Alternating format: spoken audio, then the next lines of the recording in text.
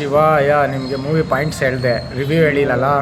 Review ಬಂದು ನಿಮಗೆ confuse ಎಲ್ಲಿ ಗೊತ್ತಾಗಿದ್ದು, ವಯಸ್ಸಾಗಿರೋ ಯಶ್ ಎಲ್ಲಿಂದ ಬಂದ, ಇನ್ನೊಂದು ಹುಡುಗ ಆಗಿರೋ ಯಶು ಎಲ್ಲಿ ಅಂತ ಹುಡುಕಿರ್ತೀರ. ಹೇಳ್ತೀನಿ ಕೇಳಿ ಮೂವಿ ರಿವ್ಯೂ. ಒಬ್ಬ ಮಗ ಅಪ್ಪನ ಸ್ಟೋರಿ ಹೇಳೋದು. ಅದೇ ಮಗ ಹೇಳ್ಬೇಕಾದ್ರೆ ಸ್ಟೋರಿ ನಮ್ಮ ಅಪ್ಪನೂ ಅವ್ರ ಅಕ್ಕ ಹೆಂಗೆ ಸಾಮ್ರಾಜ್ಯ ನಿರ್ಮಿಸಿದ್ರು, ಆ ಸಾಮ್ರಾಜ್ಯಕ್ಕೆ ಹೆಂಗೆ ತ್ಯಾಗ ಮಾಡಿದ್ರು. ಓಕೆನಾ, ನಾನು ಯಾವ ಪ್ರೀತಿಯಿಂದ ಬಂದೆ, ಆ ಪ್ರೀತಿನ ನಾನು ಹೆಂಗೆ ಗಿಟ್ಟಿಸ್ಕೊಬೇಕು. ಓಕೆನಾ, ಮಗ ಹೇಳ್ತಾನೆ ನಮ್ಮಪ್ಪ ಅವ್ರ ಅಪ್ಪನ ಸಾಮ್ರಾಜ್ಯಕ್ಕಿಂತ ದೊಡ್ಡ ಸಾಮ್ರಾಜ್ಯ ನಿರ್ಮಿಸ್ತೀನಿ ಅಂತ ಅವರಪ್ಪ ಶಪಥ ಮಾಡಿದ್ದ ಅಕ್ಕನಿಗೆ. ಆಯಿತಾ, ಅದೇ ಅಕ್ಕ ಪ್ರಾಣ ತ್ಯಾಗ ಮಾಡಿದಾಗ ಅದೇ ಮಗ ಇವಾಗ ಅಪ್ಪನ ಸಾಮ್ರಾಜ್ಯನ ಹೆಂಗೆ ಉಳಿಸ್ತಾನೆ, ಅವನ ಸಾಮ್ರಾಜ್ಯನ ಹೆಂಗೆ ಕಟ್ತಾನೆ ಅನ್ನೋದೇ, ಅವನ ಪ್ರೀತಿನ ಹೆಂಗೆ ಬೆಳೆಸ್ತಾನೆ, ಉಳಿಸ್ಕೊತಾನೆ, ನಡೆಸ್ತಾನೆ.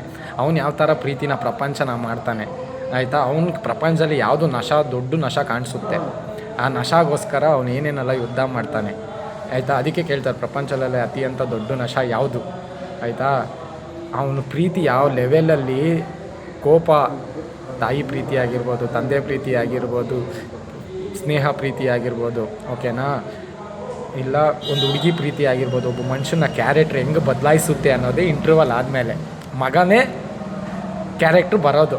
ಮಗ ಸ್ಟೋರಿ ಹೇಳ್ತಾ ಇರ್ತಾನೆ ಫಸ್ಟ್ ಹಾಫ್ ಗಂಟೆ, ಆಮೇಲಿಂದನೇ ಲಾಸ್ಟಲ್ಲಿ ಬರೋದು ಮಗ ಎಂಟ್ರಿ, ಅಪ್ಪನ ಮೇಲೆ ಯುದ್ಧ ಮಾಡೋದು. ನೀವು 3 ಕ್ಯಾರೆಕ್ಟ್ರ್ ಐತೆ ಅಂದ್ಬಿಟ್ಟು 2 ಕ್ಯಾರೆಕ್ಟ್ರ್ ನೋಡ್ಬಿಟ್ಟು ಒಂದು ಕ್ಯಾರೆಕ್ಟ್ರನ್ನ ಯೋಚನೆ ಮಾಡ್ಕೊಂಡು ಈಚೆಗೆ ಬಂದ್ಬಿಟ್ಟಿದ್ದೀರಾ. ಹೇಳ್ತಾ ಇಲ್ಲ, ಕತೆ ಬರೆದ್ರೆ ಮನುಷ್ಯ ಕನ್ಫ್ಯೂಸ್ ಆಗಬೇಕು. ಆಯಿತಾ, ಇಂಗ್ಲೀಷ್ ಮೂವಿ ಎಲ್ಲ ಯಾರಿಗಾನ ಅರ್ಥ ಆಗುತ್ತಾ? ಇಲ್ಲ. ಒಂದು ಎಂಟರ್ಟೈನ್ಮೆಂಟ್ ಮೂವಿ ಅಂದ್ರೇ ಒಂದು ಎಂಟರ್ಟೈನ್ಮೆಂಟ್. ಅದನ್ನು ನಾವು ಕೆಟ್ಟದು ಅಂತಲೂ ಹೇಳ್ಬಾರ್ದು, ಒಳ್ಳೇದು ಅಂತಲೂ ಹೇಳ್ಬಾರ್ದು. ಎಂಟರ್ಟೈನ್ಮೆಂಟ್ ಅಂದರೆ ಏನು ಹೇಳಿ, ನಮಗೆ ಖುಷಿ, ಆನಂದ, ಏನೇ ಒಂದು ಯೋಚನೆ ಇರೋದನ್ನ ಅದನ್ನು ಅಲ್ಲಿ ಮರೆಯೋವಂಥದ್ದು ಜಾಗ. ಅದಕ್ಕೆ ನೀವು ದುಡ್ಡು ಕೊಟ್ಟು ಸಂತೋಷಕ್ಕಾಗಲಿ ಒಂದು ಆನಂದನ ಪಡೆಯೋಕ್ಕೆ ದುಡ್ಡು ಕೊಟ್ಟು ನೀವು ಅನುಭವಿಸ್ತಾ ಇದ್ದೀರಾ ಅಂದರೆ ಅದು ನಿಮ್ಮ ಹಣೆ ಬರ. ಅದನ್ನು ಒಬ್ಬ ವ್ಯಕ್ತಿ ಮುಖಕ್ಕೆ ಬಣ್ಣ ಹಚ್ಚಿ ಜನಗಳಿಗೆ ನೋಡಿಸಿದ್ದಾನೆ.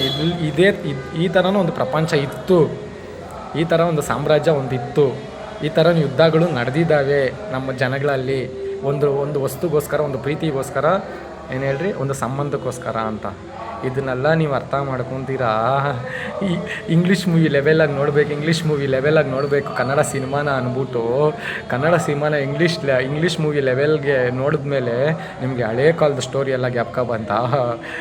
ಅಂದರೆ ಹಳೇ ಕಾಲದಲ್ಲಿ ದೊಡ್ಡ ಆ್ಯಕ್ಟ್ರ್ಗಳು ಫ್ಯಾಮಿಲಿ ಸ್ಟೋರೀಸ್ ಹೆಂಗೆ ತೆಗಿತಾಯಿದ್ರು.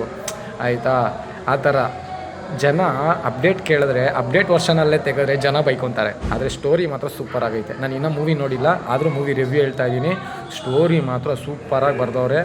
ಆಯಿತಾ, ಆ ಮೂವಿನ ಹೆಂಗಾನ ತೊಗೊಳ್ಳಿ. ಓಂ ನಮಃ ಶಿವಾಯ.